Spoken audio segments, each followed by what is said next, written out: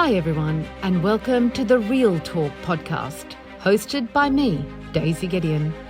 As an award-winning journalist and filmmaker with more than 4 decades of experience globally, but now based in apparently one of the most dangerous cities in the world, Beirut, I decided that the perception of the world was wrong about Lebanon and Beirut, and took it upon myself to prove that fact by introducing you to real people with real stories through my Real Talk podcast.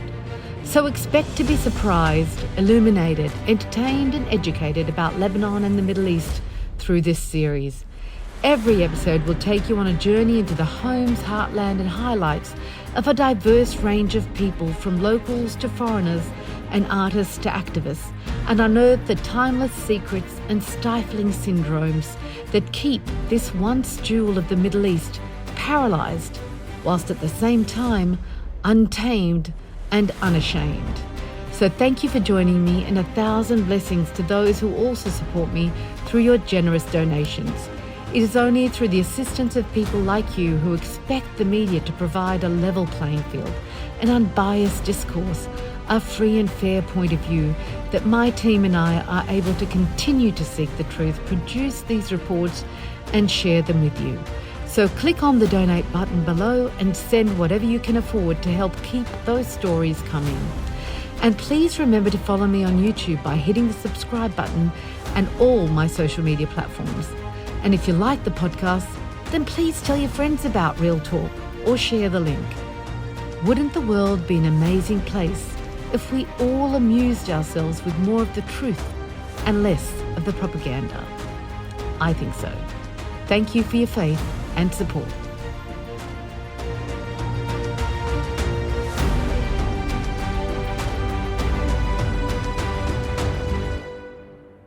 Today I'm sitting down to discuss the influence and history of the Mossad in Lebanon, spanning back to the creation of the State of Israel in 1948. The topic couldn't come at a more important time. We've just witnessed the most brazen, broadest, coordinated, premeditated terror attack against Lebanon by the State of Israel in the history of these two nations. On September 16th, Mossad triggered thousands of pages across Lebanon to simultaneously explode, killing more than 45 people, including children, and injuring thousands in Beirut, the Bekaa and South Lebanon. The following day, it launched Phase 2 with walkie-talkies and other devices, including solar panels connected to the internet, exploding in homes with innocent civilians endangered and murdered. Terror attacks by Israel against Lebanon, and mostly targeting members of Hezbollah, are not new and have been happening for decades. What is new is that this operation did not discriminate between man, woman, child, and elderly, medical personnel, and many others who, for one reason or another, used these devices for their work. Thousands were collateral damage, and we know for Israel, collateral damage is irrelevant. More than 70% of the 41,000 people slaughtered in Gaza over the past 11 months have been mothers and children, including babies and infants, all acceptable collateral damage in Israel's futile campaign to eliminate Hamas. Today I sit down with Salah Hijazi, who is the vice head of the political desk at Jour, a French language daily in Lebanon, who graduated from the Lebanese American University with a bachelor's degree in economics and is now undertaking a master's in Middle Eastern Studies. Welcome, Salah. Thank you for joining me. Thank you for having me. The reason we're sitting down is because of the 3-part series you wrote, and which was published about a month ago in the paper.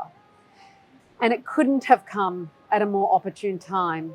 That series focuses mostly on 3 cases of Mossad spies and major intelligence operations conducted by the spy agency in Lebanon. We will get to them shortly, but first I wanted to start this conversation looking at the immediate operation, the one that's just transpired in Beirut, and get your take on it. I'm sure from your contacts and your sources, you've had conversations in the last few days to give you an insight from your perspective and their perspective about that attack. So let me start with that, if you can enlighten us and the audience listening to us about this from those perspectives. Of course, this attack is in many ways unprecedented, not only in the history of Lebanon, but probably in the history of the entire world. You had thousands of devices just blowing up at the same time, and in a completely surprising and unexpected way. And it's spread across all the territory, all this country's territory. What's really interesting is why. Why did they do that? Is it a way to pressure Hezbollah? Is it a way to weaken it? Is it a way to weaken it just before launching a major scale operation? And that's the scary part. Could it be a way to cut Hezbollah's communication network and weaken it in order to prepare for a full scale war? What's the response been? Because I wanted to turn to an article from Haaretz written by Yossi Melman on this specifically and the points you've raised. But in reality, 5,000 people ain't going to destroy Hezbollah when it's got a force of 100,000 allegedly, and that's what, it could be even more. And this article, which I'll go into, claims, and it was published just yesterday in Haaretz, was defining it as a genius move, but an Israeli failure. I don't know if you got the chance to read it, but I wanted to raise it because it's very important from the conversation you just started. Has that been brought into the conversation you've heard in the last few days? Yes, indeed. Especially among the circles of Hezbollah, sources close to the party are saying that Israel probably had to blow up the devices now because the party was about to discover that they were sabotaged. Now, I don't know how true this is. Maybe it's a way for Hezbollah to show that it is an Israeli failure, not a blow to its own intelligence services. However, when we say that it was aimed at weakening Hezbollah, it's not necessarily about killing as much military personnel as possible. It is about weakening its communication networks. It is about overflooding the health system in order to make a potential ground invasion or a potential bombing campaign more deadly and more easily conducted. It could be that. Yes, it could be that they basically create chaos within the party. Make them doubt everything that they're using, all of the equipment, all of the strategies. And yes, I guess in that sense, it drives the organization into a state of doubt. Yes. And doubt is very, very detrimental to the strategy. On Thursday, during his speech, Hassan Nasrallah, the leader of Hezbollah, said something very interesting. When he talked about the party's response to that attack, he said only the closest people to him will know about it, which does feel like it reflects some kind of mistrust inside the party's circle. Yeah, we're going to get to that. Yeah. We're going to get to the traitors and the obvious ability of Israel and Mossad to infiltrate Lebanon and to have so many spies amongst the Lebanese population. But first of all, just to go back to this article, what this guy, Yossi Melman, said that to the point of it being an exercise that they had to go earlier because they thought they were going to be discovered by Hezbollah. He presents a different perspective. He said that really Netanyahu pressed the button and said go earlier than he should have.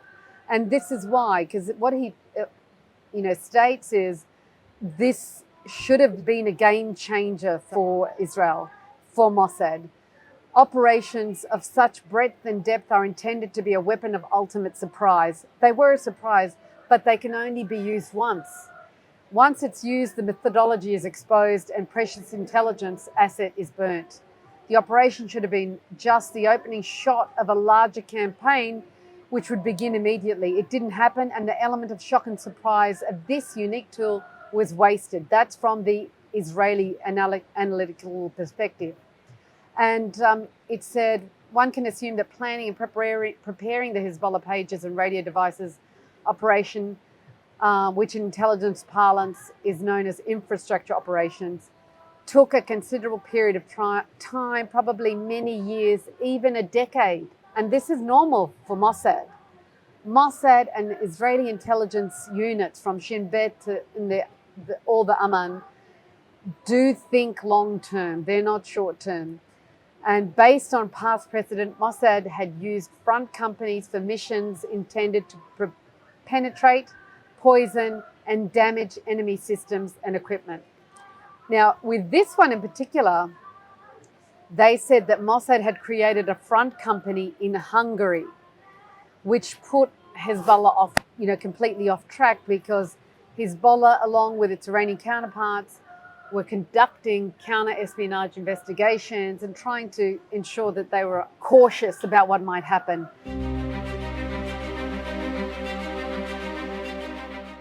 But this had been going on for quite some time, very elaborate, and we've seen it in spy movies. We've seen how they operate when, you watch the documentaries and also spy movies. They plan well ahead. And to have had this response, I think the biggest impact was the shock. It didn't really disrupt much. It injured and hurt and killed many people. But really, in the whole scheme of things, from the people you know and from your understanding, has it really negatively impacted Hezbollah, or has it riled them even more? I think it did weaken Hezbollah, not to the point of making it significantly weaker or much more vulnerable in front of Israel. But in many aspects, the party was weakened somehow, especially when it comes to the popular base. Of course, the popular base still trusts Hezbollah and its leader. However, they didn't trust them. The core base doesn't trust them? No, of course they trust they them. do trust they them. Trust them. Yeah. But the main source of legitimacy that Hezbollah grabs is its ability to protect its military base, because its popular base. They see that this is the party that freed Lebanon in 2000 and kicked the Israelis out. This is the party that defeated Israel, as they say, in 2006. Yeah. So the fact that Israel was able to do such a vicious, such a precise attack that even in Daizy and in many areas around Lebanon, even in Beirut itself, killed innocent civilians, put the entire population in danger, does strip that card away from Hezbollah. And we saw that again during Nasrallah's speech on Thursday. During the speech, they performed a sonic boom that was probably the strongest they ever performed. And I think the message here as well is Nasrallah cannot keep us safe. Right. Nasrallah can't keep us safe. Yeah. Whether this will impact Hezbollah significantly will also depend on how Hezbollah will respond to all these provocations. Just now there was a strike again on the Beirut southern suburb, a new strike. It's the second one since the beginning of the war. Third one, since the beginning of the war. And everyone is thinking, how will Hezbollah react? And that will determine a lot how this war will unfold, especially when it comes to deterrence and to the party's credibility. Yeah. It's a very good point, because Israel just seems to be upping the ante. And on the day that Nasrallah made the speech, yes, there were strikes, the largest number of strikes on Lebanon, in the south, in the Bekaa, and the sonic booms, as you were saying, consistently across Lebanon and Beirut. Again, trying to demonstrate a show of force by Israel. And we don't know. This might not be the only card Israel has up its sleeve. It's like every few months something else is revealed. So it might not be a complete failure. It might be another loud warning. And this is not about Hezbollah only now, because it's trying to terrorize the people of Lebanon. And I think countries have come out against Israel's attack on Lebanon because they called it state terrorism. And where is the world on that act? It's not a targeted attack on a Hezbollah location or military site or, a building in Daizy. This is across the population. And no matter how you look at it, it's state terrorism. And following, just before that attack, we had the United Nations resolution being passed by the UN General Assembly, calling for Israel to withdraw from all occupied lands and to end the segregation and racial segregation and apartheid policies in the occupied territories. Within 12 months, otherwise, sanctions must be imposed by all member states against Israel. That is the first time in 42 years the United Nations General Assembly has taken such action and has virtually aligned Israel with the state of South Africa during its apartheid era. That's a huge blow to Israel. On the political level, we're seeing action. It's action on a piece of paper still. It's a non-binding resolution. But those are very important historically, don't you think? Yeah, definitely. Definitely. Yeah. That Israel has a long history of responding to international pressure through provocation. For example, for a long time, every time a US president would come visit Israel, the Israeli prime minister would announce new colonies in the West Bank. That is their way of saying we are not scared by this. And that is the result of the international community's lack of use of coercive methods with Israel. Yes. Yeah. Without any consequences, Israel is free Yes. to continue its Exactly. behavior.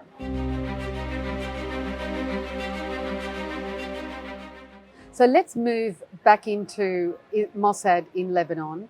And just going back to the point we raised about the infiltration, the rampant infiltration of spies. And we've seen not only this attack a few days ago, but in the last 11 months since October 7, we've witnessed 6 high-profile attacks on high-value targets in Lebanon.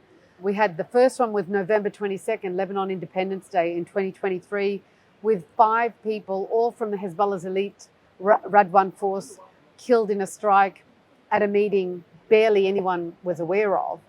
And then we had the assassination of the deputy head of Hamas's political bureau and founding commander of its military wing, the Izzuddin al-Qasim brigades, Salah al-Aruri, I don't know if I pronounce it right, murdered on January 2nd in Dahia. So not too far away from where we're sitting right now. We're in Hamra, which is, I'll explain why we picked that, but we're not far away from Dahia.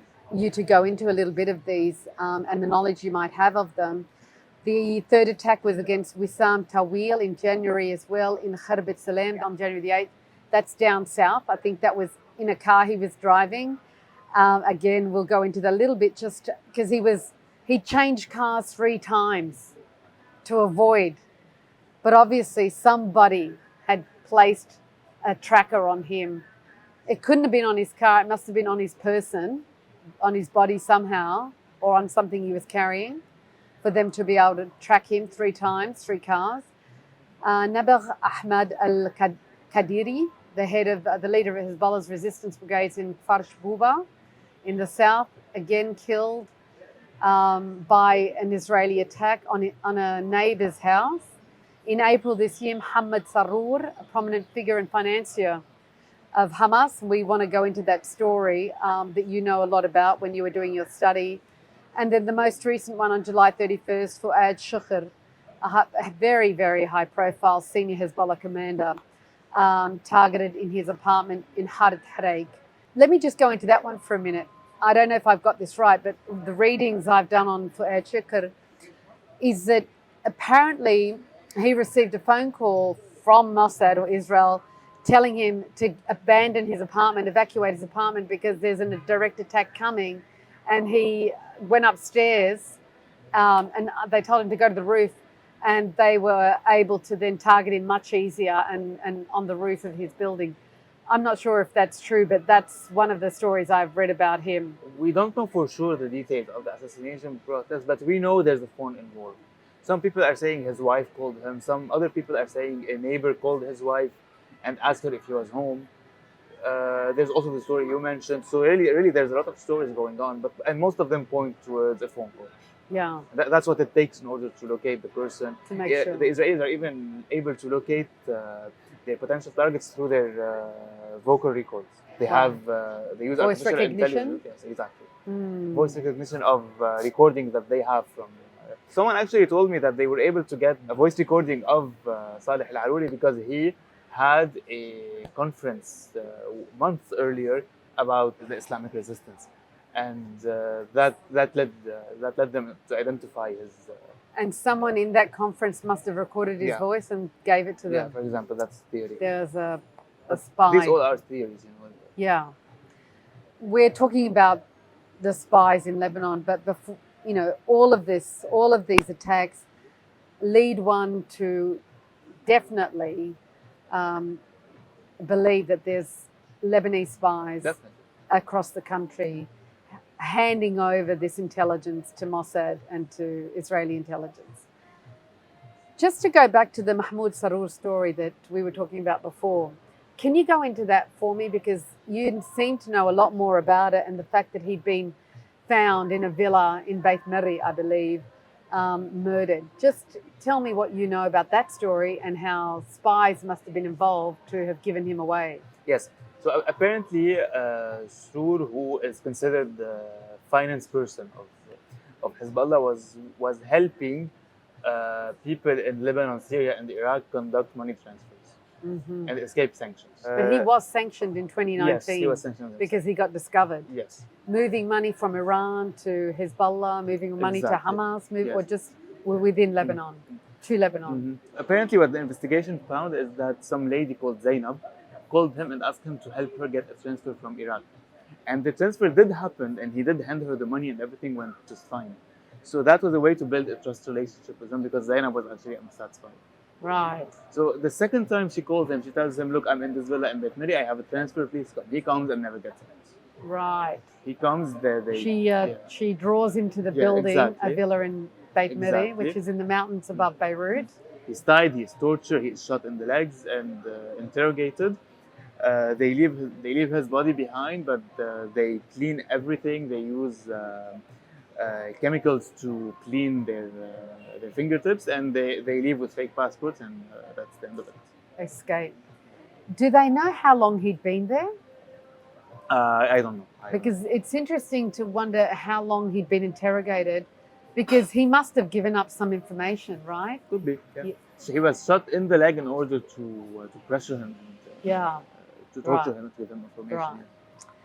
And look, we'll go into the more recent situation, and just pointing fingers at Lebanon, pointing fingers at the Lebanese population, and what would encourage them, motivate them to turn against. Okay, they feel like they're turning against Hezbollah. We know the country's divided. There are people who hate Hezbollah, totally against the resistance. Do you think that's what's motivating these people, and Israel is manipulating and using that sentiment? Through the stories that I gathered about the Mossad, some people were indeed motivated by ideology. Some hated the Palestinians. Others thought that Christians in Lebanon should align with the Jewish people in Israel against the Muslims. You have all kinds of stories like that. But actually, the main tool that Israel uses to recruit people is money.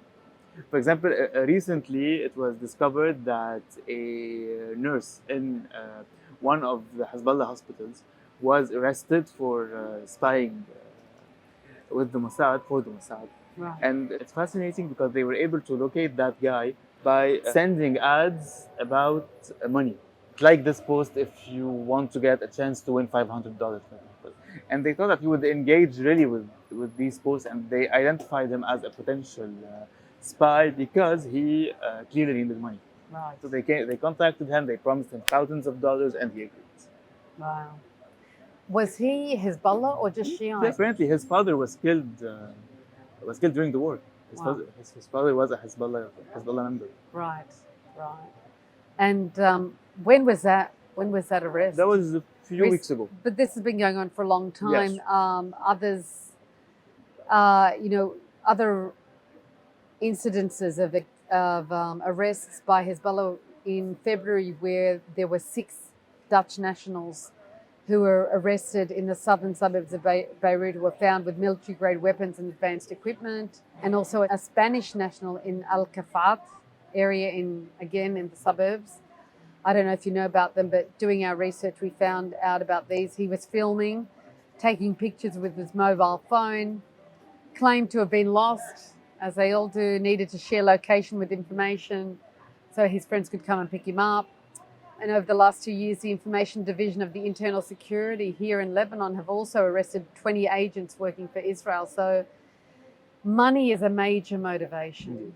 I mean, Lebanon is in economic crisis, bringing the country to its knees. The Lebanese government, the Lebanese officials have brought the country to its knees, and so made many people desperate. So it's understandable that I guess they would find so many people who were willing to betray Hezbollah.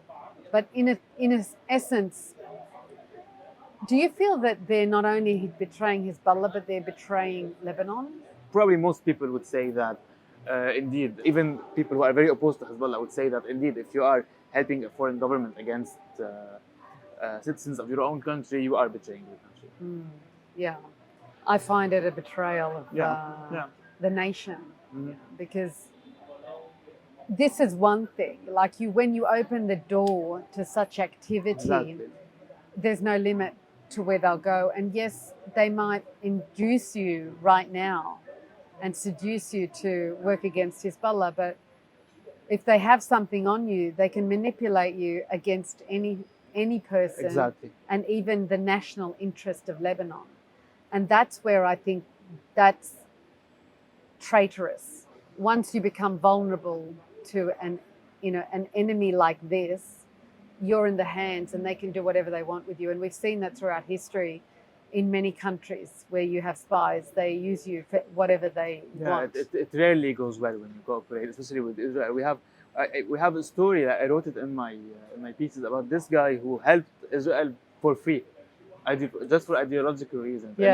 And when he really needed their help to escape, they did not help him. And now he lives there without a passport, without healthcare, without anything, without money. Yeah, I've read that. Yeah. We'll go into that. Looking at what measures Lebanese can take, I think the authorities, there should be a much broader media campaign in Lebanon by the government, by the army, by intelligence sources and internal security here, to warn Lebanese about this, to make it something that it is a very bad action against the country of Lebanon if you are going to participate in that sort of activity. And I think that's where I want to leave that sort of conversation, because I really want to get into the stories that you wrote, and you gave us a segue into it.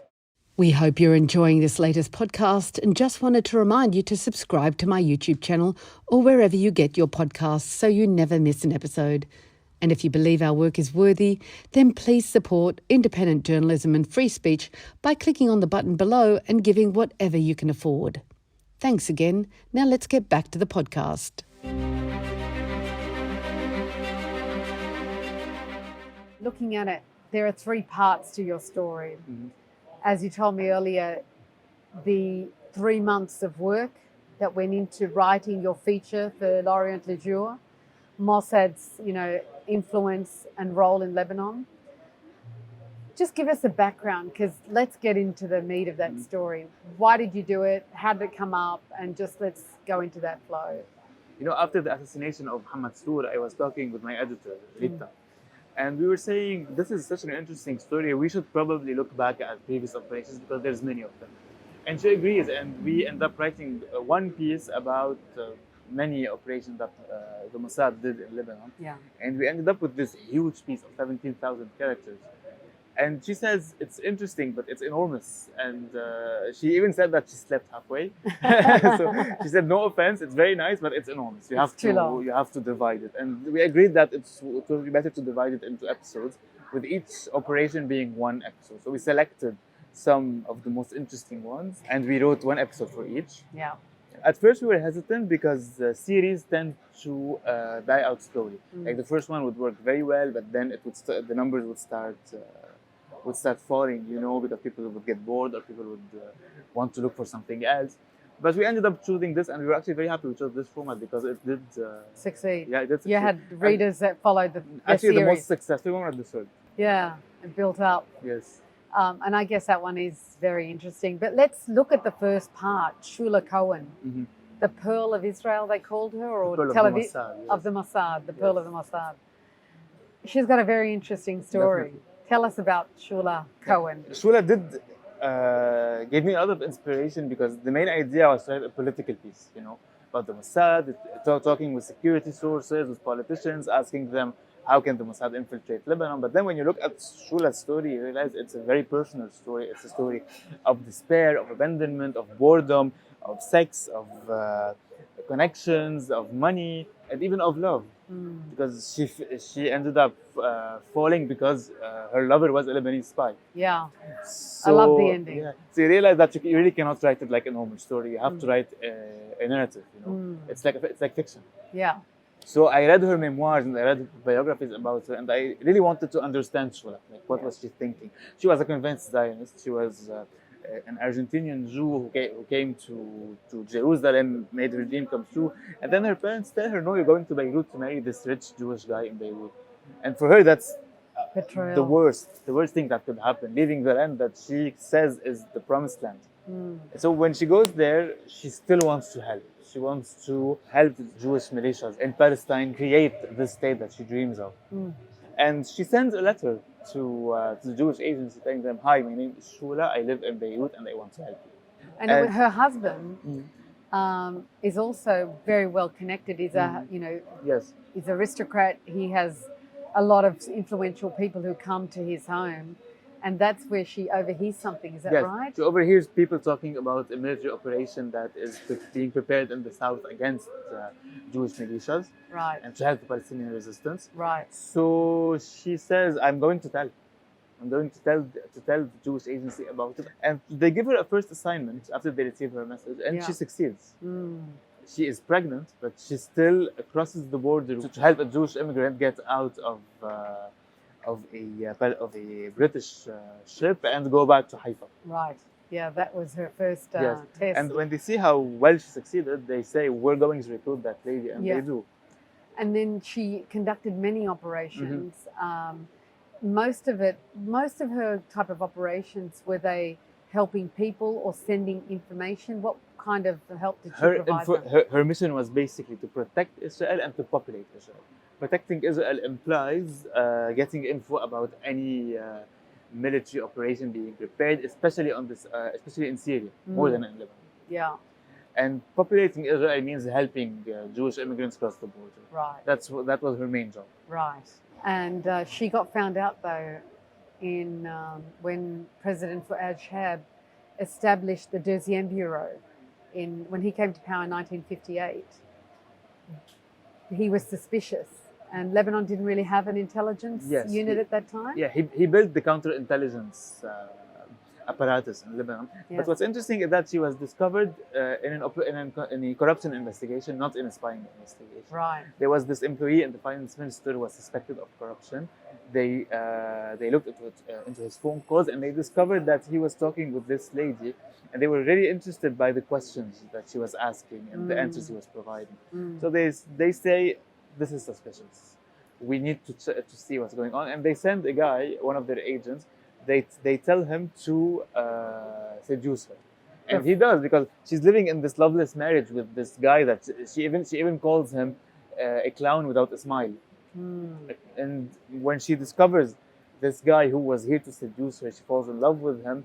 He builds trust with her, and she ends up spilling her secret. And the second she does that, she is arrested. She spills the beans. Yes, exactly. The heart, always Exactly. the greatest way. It's one of the most useful tools when it comes to spying. A funny story about Shula: when I was looking her up, I went to our archives of my newspaper, and I discovered that a journalist who was writing about her was attacked by unknown individuals, and he was hit really hard. Killed? Hit really hard. Right. Yes. As in physically? Yes, exactly. Not killed? Yes, not killed. Yeah. That was very interesting, because the day after that, I leave my house at 7 for a morning walk, and I was walking, and this car stops next to me, and I look at this car suspiciously, and I keep walking, the car continues, I keep walking, the car continues, and I was dead. I was scared, I was Petrified. so scared. Yeah, I was thinking this is the end. Wow. My life starts flashing back, but then the car suddenly continued its path. Because maybe someone who was lost, I don't know, but it did scare me a lot. Because I mean, as we've seen, they know what you're searching for, you're Googling, you're checking stuff.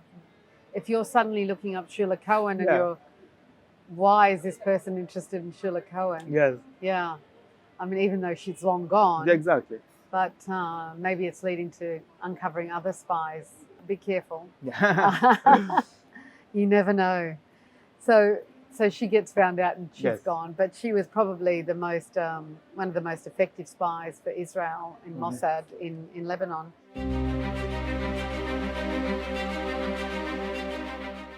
Tell me the other stories. I mean, you've in the 3 parts. So we have a second story where Yes. it included Ehud Barak, one of the Yes. former prime ministers of Lebanon. Of Israel.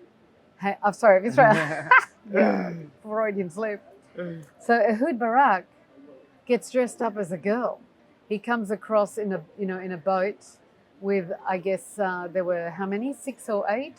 I think six soldiers and many other agents from the Mossad. They had come in to kill 3 Palestinian operatives that were attached to the Black September, the attack on Munich, Yes. the Olympics in 1972, that killed 11, I think, Israeli athletes. That's right. And they had them in their sights for many years.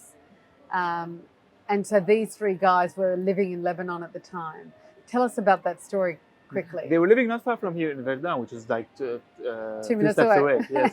And what was really interesting is that they asked the army to conduct the operation, not the Mossad, because that was a very sensitive one. Of course, the Mossad was involved and was laying the ground, but the ones who performed the killings were army people, were Right. soldiers. Right, One of them was Ehud Barak. right. I remember this story very well because when they were leaving, Ehud Barak was actually fascinated by Beirut. He said, "We don't have streets that nice in Tel Aviv." And So very interesting. it's also a very human story somewhere because Ehud Barak enters the apartment. He looks and he doesn't know.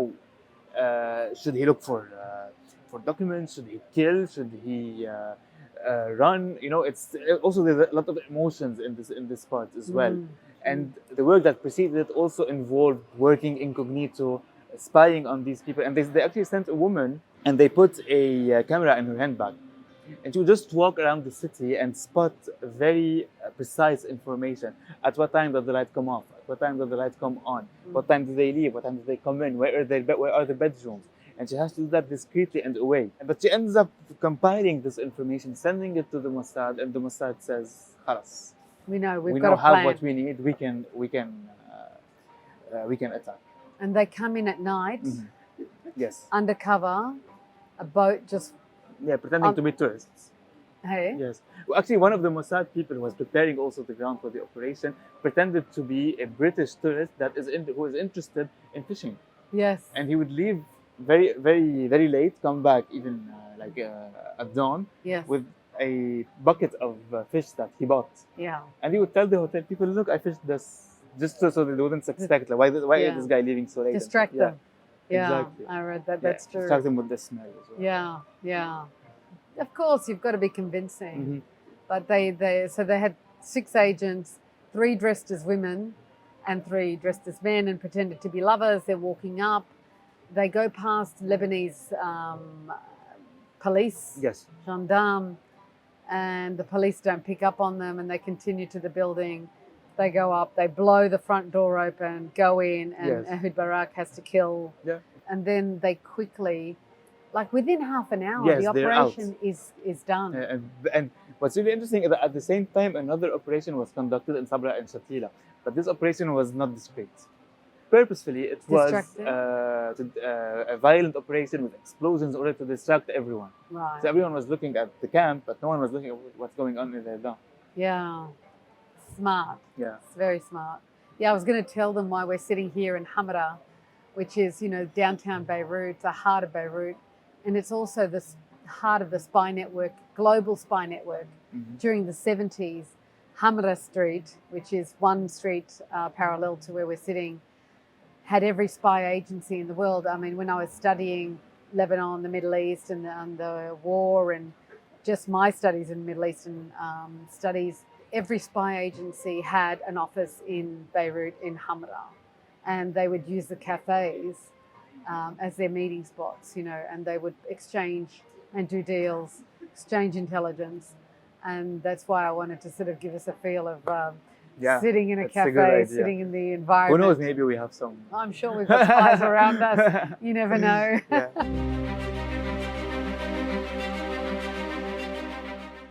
The last story that you tell in part 3, which you said was the most popular Yes. of your series, it's about the Red Prince, Yes. right? And he is the mastermind behind the Munich attack. It's considered to be that. We really don't know who even Black September is. Yeah, yeah. So tell us about him and that story. That's a fascinating story because it's a story of friendship. Israel sends a spy to Beirut and asks that spy to spy on the Red Prince, Abu Hassan, but not become friends with him and not interact with him. So they go to the same gym and they exercise together, but they never speak.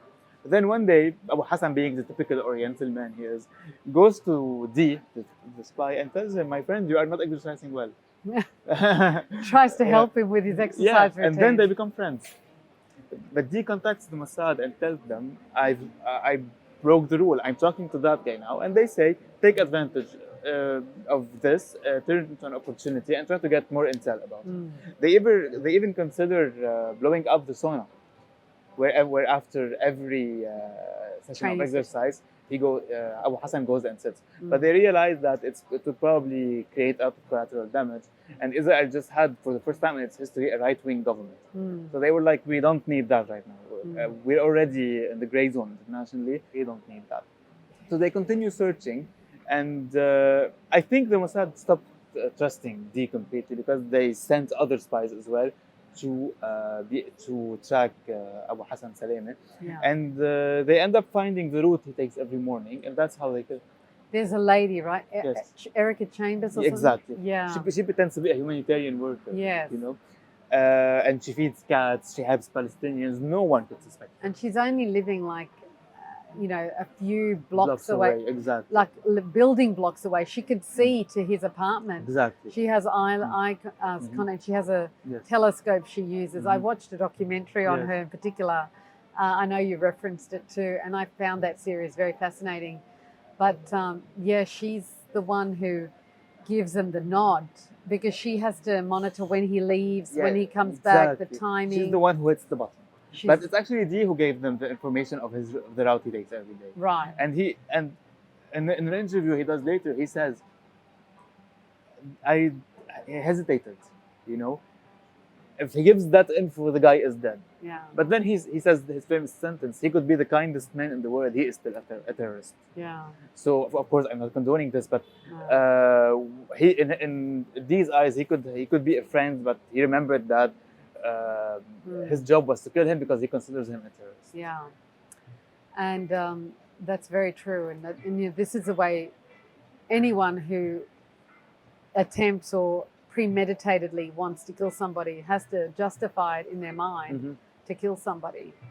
I also remember reading about this story that at the time, this guy, Abu Hassan, was married to the former Lebanese Miss Universe, Georgina Rizet.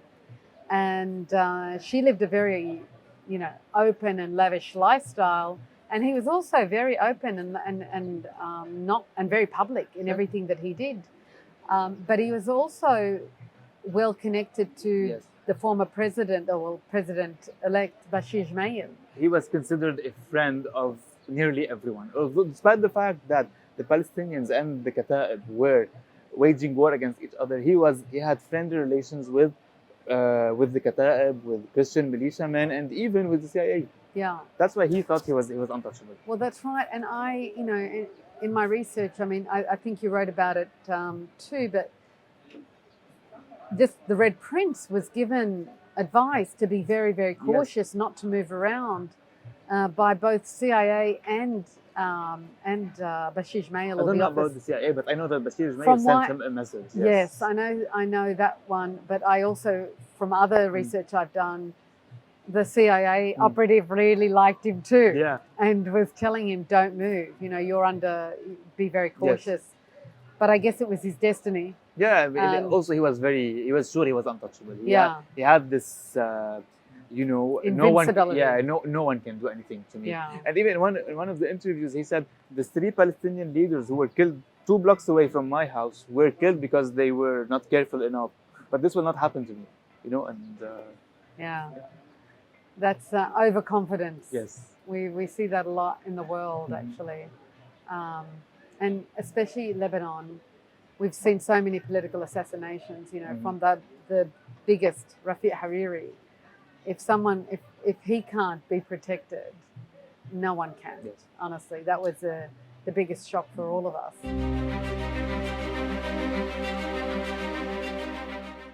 But so what are you up to next? Is there more interest in doing that? Are you going to be continuing to follow based on what just happened in Lebanon with the attacks on Lebanese soil? Will your newspaper want you to continue overseeing what's happening in that area? Of course, definitely. Yeah. Definitely. Yeah, but I was telling you earlier there was a fourth story that was extremely interesting as well, that I had to give up for security reasons because the main character was still alive. That person wanted to kill Hassan Nasrallah. I'm sure it wouldn't hesitate to kill me for a second. Right. So I decided to not write that piece.